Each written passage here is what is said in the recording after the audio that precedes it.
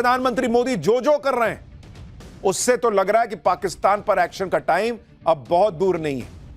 PM Modi अब यह तय करने में जुट गए हैं कि पाकिस्तान को कब कैसे सबक सिखाना है, उसकी फाइनल चीजें हो रही हैं और उसके लिए सही जगह, वक्त और मौका तय किया जा रहा है। एक के बाद एक बड़ी बड़ी मीटिंग्स हो रही हैं। पीएम मोदी के इस निर्णायक एक्शन से पहले पीएम मोदी ने पाकिस्तान को बिजी रखा हुआ है। हर दिन भारत पाकिस्तान को नए नए झटकों की डोजेस दे रहा है। आज उन झटकों के बारे में भी आपको बताऊंगा, लेकिन पहले बात उस मीटिंग की जिसके लिए कहा जा रहा है कि क्या पीएम मोदी ने पाकिस्तान पर फाइनल प्रहार की तारीख यानी डेट तय कर दी है। क्योंकि अगर आप देखिए, आज रक्षा मंत्री राजनाथ सिंह ने आर्मी चीफ से पहले मुलाकात की। आर्मी चीफ कुछ दिन पहले ही कश्मीर में जाकर हालात का जायजा लेकर वापस आए थे। इस मीटिंग को खत्म करने के बाद, वहां पर आर्मी चीफ से मिलने के बाद रक्षा मंत्री राजनाथ सिंह पीएम मोदी से मिलने जाते हैं। 40 मिनट 40 मिनट्स उन दोनों की बातचीत होती है। और आपको यह भी याद दिला दूं कि इससे पहले कल रक्षा मंत्री Rajnath Singh chief of defence staff यानी सीडीएस से मिले थे। यानी सारी जो मीटिंग्स हो रही हैं वो इशारा कर रही है कि लगातार पीएम को ब्रीफ किया जा रहा है कि क्या हो रहा है, क्या स्थिति है, आर्मी की तैयारी क्या है। अजीत डोभाल वो कई बार कहा जा रहा है कि इन मीटिंग्स में शामिल हो रहे हैं, अलग अलग जगहों पे जो तैयारी है उस पर नजर रख रहे हैं। यानी पूरी तरह से ये जो मीटिंग्स हैं वो बता रही हैं कि अब चीजें जो हैं वो फाइनल स्टेज में पहुंच रही हैं। कई ऐसी अपुष्ट खबरें हमारे पास हैं जो हम आपको नहीं बताएंगे देश हित में, क्योंकि इस वक्त एक एक न्यूज जो हम आपको बताते हैं वो बहुत सेंसिटिव है। और जहां देश की सुरक्षा का मसला है, देश हित का मसला है, नवभारत टीआरपी के बारे में नहीं सोचता। खबर होगी भी और देश के लिए इंपॉर्टेंट होगी और ऐसी होगी जिससे देश बताने से देश का नुकसान होगा, तो हम कभी वो खबर नहीं बताएंगे। इसलिए बहुत सोच समझकर हर चीज आपके पास ला रहे हैं। इस सब मीटिंग का मैसेज क्या है? यही कि पाकिस्तान के खिलाफ सैन्य तैयारी तेजी से आगे बढ़ रही है और इसका जायजा लिया जा रहा है। इधर दिल्ली में मीटिंग पर मीटिंग्स चल रही हैं, उधर ग्राउंड पर सेना ने अपनी तैयारी पुख्ता कर ली। आसमान में रफेल और सुखोई उड़ने लगे हैं। भारत ने आज ही रफेल को लेकर नई डील की है, जिसके बारे में आगे आपको बताऊंगा। 4 दिन से एलओसी पर पाकिस्तान धुआं हो रखा है। समंदर में नेवी अपनी ताकत दिखा रही है। एंटी शिप मिसाइल की फायरिंग से पाकिस्तान वहां अलग घबराया हुआ है। यानी जमीन से लेकर आसमान से लेकर समुंदर तक भारत अपनी ताकत दिखा रहा है। इतना ही नहीं, आज की हाईटेक दुनिया में एक युद्ध आपको सोशल मीडिया पर लड़ना पड़ता है। अब एक मोर्चा खुला हुआ है नैरेटिव का, क्योंकि हमारे यहां कुछ लोग ऐसे हैं जिनकी बातों का इस्तेमाल पाकिस्तान हमारे खिलाफ कर रहा है। ये कौन लोग हैं जो दुश्मन का नैरेटिव बना रहे हैं, जिनसे मोदी को निपटना पड़ेगा, उसके बारे में आगे बताऊंगा। लेकिन पहले देखिए कि भारत के खिलाफ प्रोपेगेंडा फैलाने वाले पाकिस्तान के यूट्यूब चैनल्स की दुकान बंद कर दी गई है। मोदी सरकार ने आज बीबीसी इंडिया को भी टाइट किया है, जिसे आतंकियों को आतंकी बोलने तक में दिक्कत हो रही थी। और बीबीसी कैसी कवरेज करता है आपको पता ही है। लेकिन नरेंद्र मोदी और उनकी सरकार इस वक्त ऑपरेशन क्लीन में लगे हैं। ना आतंकियों को छोड़ेंगे, ना आतंकियों के समर्थकों को छोड़ेंगे, ना किसी भी तरीके से जो भारत के खिलाफ प्रोपेगेंडा चला रहा है उसको छोड़ेंगे। तो पाकिस्तान के यूट्यूब चैनल्स बंद कर दिए गए हैं। तुम्हें जो ज्ञान देना है अपने यहां दो, हमारे यहां प्रोपेगेंडा ना फैलाओ। और बीबीसी को भी कहा है कि थोड़ा हिसाब से चलो, यहां रह रहे हो, रिपोर्टिंग कर रहे हो, लेकिन एजेंडा मत चलाओ, रिपोर्ट चलाओ। यानी पीएम मोदी ने एक साथ कई मोर्चे खोले हुए हैं। पीएम मोदी के बैक टू बैक एक्शन से पाकिस्तान कैसे घबराया, भारत में पाकिस्तान की भाषा बोलने वालों को क्या नई चेतावनी दी गई है, ओवैसी और उमर अब्दुल्ला जैसे नेता वायरल क्यों हो रहे हैं, पाकिस्तान के खिलाफ तैयारी का फाइनल काउंटडाउन किस तरफ जा रहा है, यह सब आज आपको दिखाऊंगा। लेकिन जो पहले दिन भर हुआ उसकी एक झलक देखिए।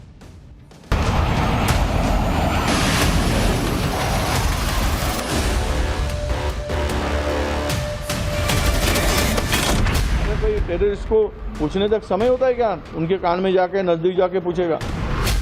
कहाँ ढूंढते फिरोगे भाई? चोर तो आपके बीच में यही घूम रहा हो। खुद ही लोगों को मरवा देते हैं। छोड़ो ना, तुम क्या जोकरों का नाम ले रहे मेरे सामने? हमारा पानी बहेगा या उनका खून बहेगा। आप पाकिस्तान और आतंकियों के समर्थक क्यों बने हुए हैं?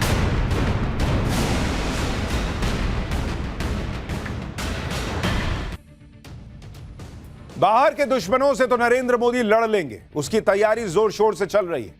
लेकिन घर के अंदर कुछ लोग जो ऐसी भाषा बोल रहे हैं जो दुश्मन बोलता है, दुश्मन को पसंद आती है, उनसे भी निपटना जरूरी है। ये वो लोग हैं जो सवाल करने की आड़ में पाकिस्तान और आतंकवादियों का नैरेटिव चला दे रहे हैं। सरकार से सवाल जरूर करने चाहिए, लेकिन जब हालात ऐसे हों कि देश अपने दुश्मन का जवाब देने जा रहा है, दुनिया को सबूत देकर बता रहा है कि देखो इसको ठोकना जरूरी है, तो कम से कम उस वक्त में वही बात करनी चाहिए जो देश हित में है, न कि पाकिस्तान के हित में या आतंकवादियों के हित में। बहुत सोच समझ कर बोलना चाहिए। लेकिन यहां भारत में कुछ लोगों ने जैसे ठान रखी है कि पाकिस्तान और आतंकियों को ही फायदा पहुंचे तो पहुंचे, लेकिन हम तो मोदी विरोध में बोले। कांग्रेस के एक नेताजी हैं, उनको सुनिए। पीड़ितों के आंख के सामने उनके अपनों को आतंकियों ने मार दिया धर्म पूछकर, और महाराष्ट्र कांग्रेस के विधायक हैं विजय वेट्टीवार, वो मानने को तैयार नहीं, कह रहे हैं कि आतंकी के पास इतना टाइम है कि धर्म पूछ के मारेगा। सुनिए जरा भाई साहब।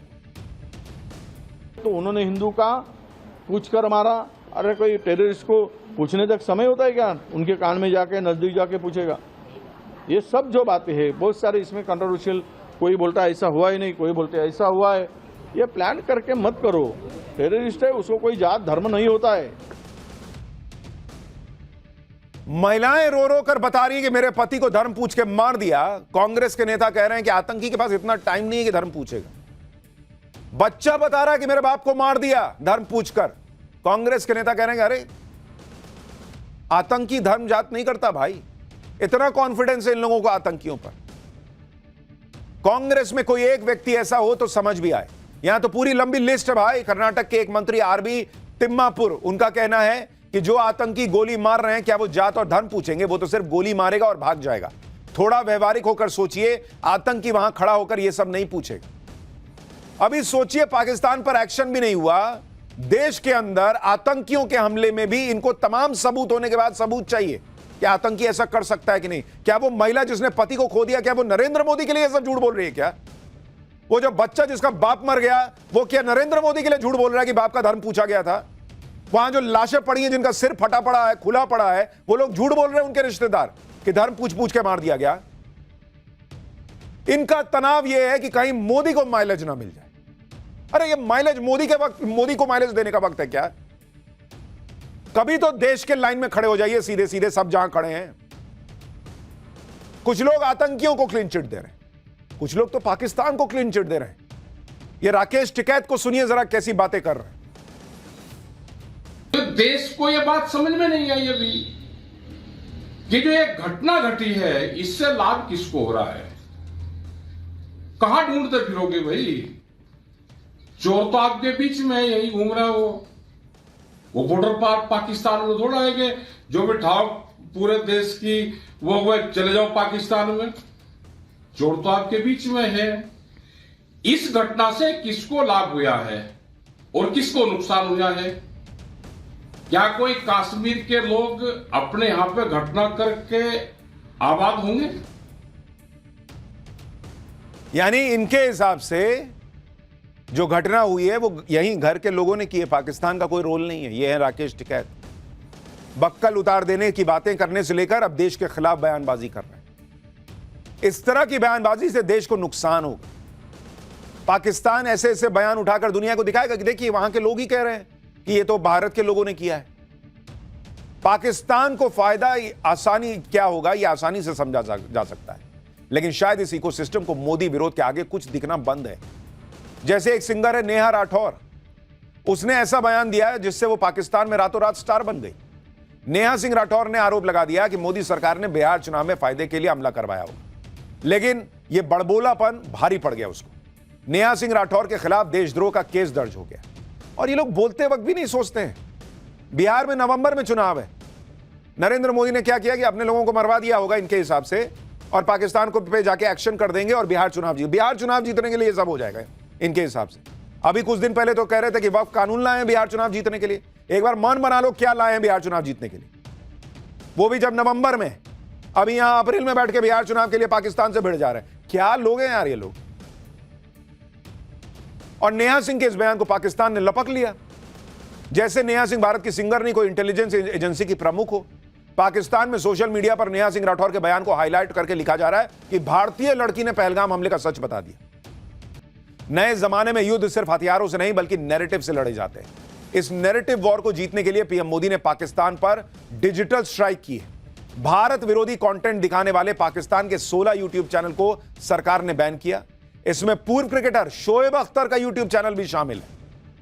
इस प्रोपेगेंडा वॉर में मोदी सरकार ने आज बीबीसी की भी खबर ली। मोदी सरकार ने आज बीबीसी इंडिया को लेटर लिखा है। पहलगाम हमले पर बीबीसी की रिपोर्टिंग पर आपत्ति जताई है। आतंकियों को मिलिटेंट्स कहने पर भी नाराजगी जताई है। इसके साथ ही विदेश मंत्रालय बीबीसी की रिपोर्टिंग पर नजर बनाए हुए है कि भाई आतंकी बोलो, टेररिस्ट बोलो, मिलिटेंट क्या बोलते हो। सिंधु जल समझौते को लेकर मोदी विरोधी इकोसिस्टम यह नैरेटिव भी फैला रहा है कि सिंधु समझौता रोकने से क्या हो जाएगा, भारत इतना पानी कहां स्टोर करेगा।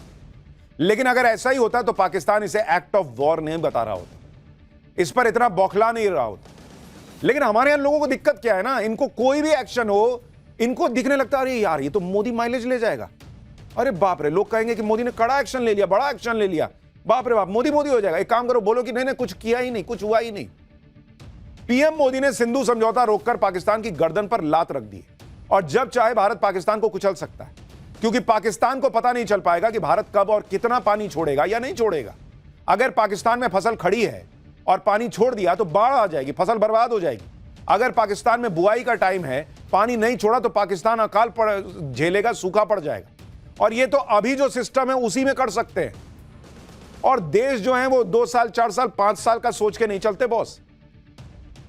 आने वाले सालों में भारत अगर ये काम कर देगा, डैम्स बनाना वगैरह वगैरह, तो पाकिस्तान की हालत क्या होगी आप सोच रहे हैं, और भारत को कितना फायदा होगा वो आप सोच रहे हैं।